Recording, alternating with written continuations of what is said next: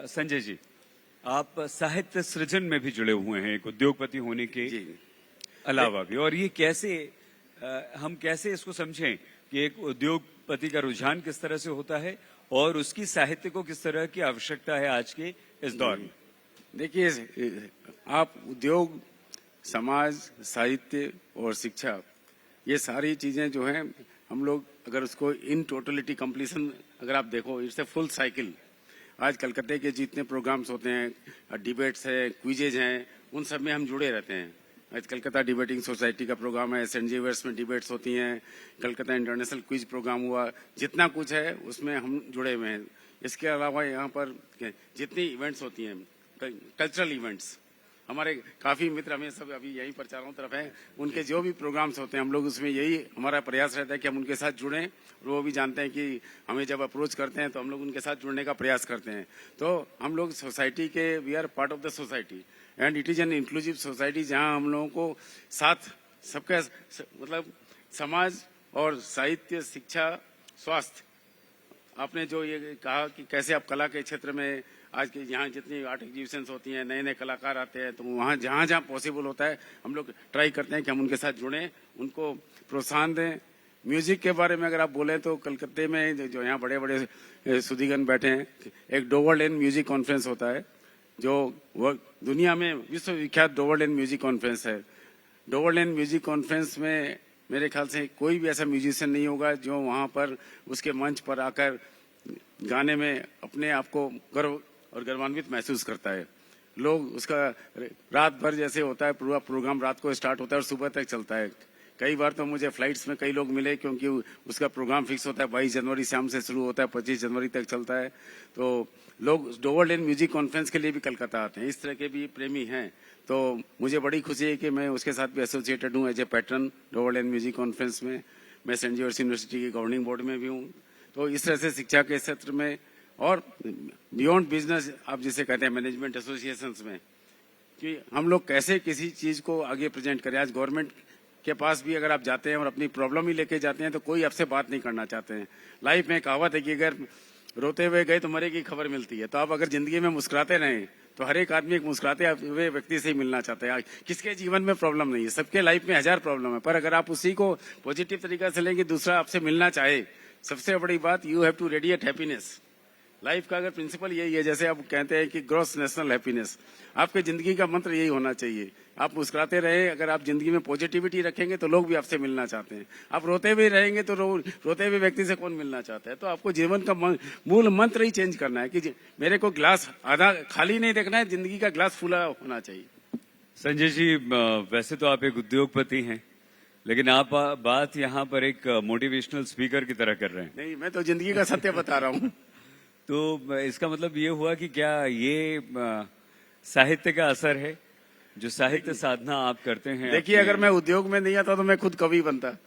मुझे जब आज तक ने आमंत्रित किया तो बड़ी खुशी हुई। मैं खुद लिखता भी हूँ। मैं पहले क्योंकि तो फिर तो कुछ अगर याद है तो सुनाइए अपना लिखा हुआ। नहीं, तो मैं तिनसुकिया में जैसा था, वहाँ पर संस्कृत में मुझे अभी तक के सर्वोच्च जो है अंक प्राप्त हुए। मेरा नाम अभी भी वहाँ पर गुवाहाटी यूनिवर्सिटी पर मुझे पुरस्कार लेने के लिए आमंत्रित किया गया था। तो उसका नाम था, संस्कृत में मेरी किताब का नाम रिजु भारती। तो मेरे वहाँ के जितने स्टूडेंट्स थे वो मेरा नोट पढ़ते थे उसका, क्योंकि मुझे हाईएस्ट मार्क मिले थे। फिर मैंने सोचा कि क्यों नहीं, सब नोट जैसे पहले डिस्ट्रीब्यूट होते थे, मैं 40 साल पहले की बात करते हैं, तो उसने पढ़ा, फिर वो दूसरे को दिया। तो मैंने वही, मतलब उद्योग जो बोलते हैं ना कि अगर आपका मस्तिष्क चलता हो, तो वो मेरा फर्स्ट बिजनेस वेंचर था। मैंने कहा क्यों नहीं इसी को प्रकाशित कर लिया जाए।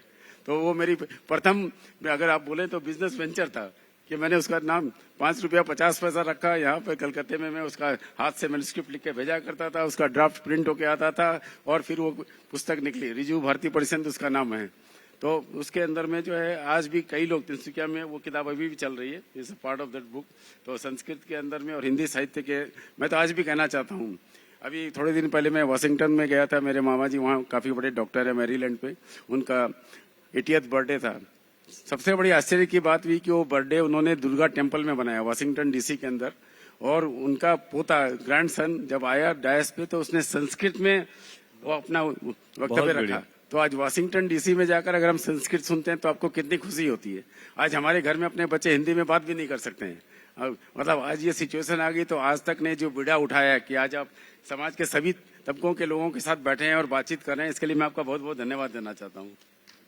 धन्यवाद आपका भी इसलिए संजय जी, क्योंकि साहित्य सृजन तो होता है, लेकिन उसके बाद साहित्य को जन जन तक पहुंचाना वो थोड़ा सा संभव नहीं हो पाता उद्योग जगत की मदद के बिना। मानते हैं आप इस बात को? एकदम। जैसे मैंने तो शुरुआत ही यही कही थी कि कॉमर्स एंड क्रिएटिविटी, ये दोनों को साथ साथ में, अगर आप रुपया कमा कर अपने घर में तिजोरी में रखकर, बैंक बैलेंस में रखकर, क्या आपको फर्क पड़ने वाला है? उसका सदुपयोग होना चाहिए। आप भगवान ने अगर आपको दिया है, मेरी माँ हमेशा एक बात कहती है कि भगवान ने 2 हाथ दिए हैं, हम लोग हमेशा लेने का ही क्यों सोचते हैं, कुछ देने का सोचिए। आपका मेंटल एटीट्यूड है, आप ऐसे ही चले जाएंगे, पर जो अच्छा काम आप करके जाएंगे वही रह जाएगा समाज के लिए। तो ये साहित्य हो, संस्कृति हो, स्वास्थ्य हो, शिक्षा हो, कला हो, उद्योग को साथ आना है। उद्योग को साथ आना है। 1+1 11 जो बोलते हैं ना, वही वाली बात है। साहित्य के प्रचार प्रसार में आप उद्योग का क्या रोल देखते हैं, योगदान क्या है? देखिए, मैं किसी भी चीज को आइसोलेटेड या इंसुलेटेड, जैसे मैंने पहले भी कहा, अलग नहीं देखना चाहता हूँ।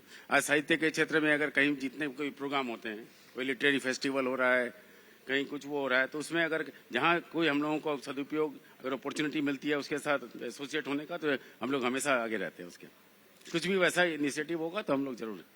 ये जो मोटिवेशनल बातें, प्रेरणादायक बातें करना, और हमने तो ये सुना था संजय जी कि जो उद्योगपति होता है वो बहुत प्रैक्टिकल होता है, जो उद्योगपति होता है वो सिर्फ मुनाफे की सोचता है, जो उद्योगपति होते हैं बड़े बड़े, उनके लिए अपने व्यापार, अपने बिजनेस से बड़ा कोई नहीं होता। लेकिन आज अच्छा इसलिए लगा कि आपने इन सब से हटकर बात आम लोगों की, इन सब से हटकर बात आपने शिक्षा की, बात आपने मेंटल हेल्थ, मानसिक स्वास्थ्य की, और साहित्य के प्रचार प्रसार के लिए आपका पठन ग्रुप जिस तरह की मदद कर रहा है और जिस तरह का आपका कंट्रीब्यूशन है, उसके लिए आपको बहुत धन्यवाद। आज तक के साहित्य, आज तक कोलकाता के इस मंच पर आने के लिए भी संजय बुधिया जी बहुत बहुत धन्यवाद। बहुत बहुत नमस्कार।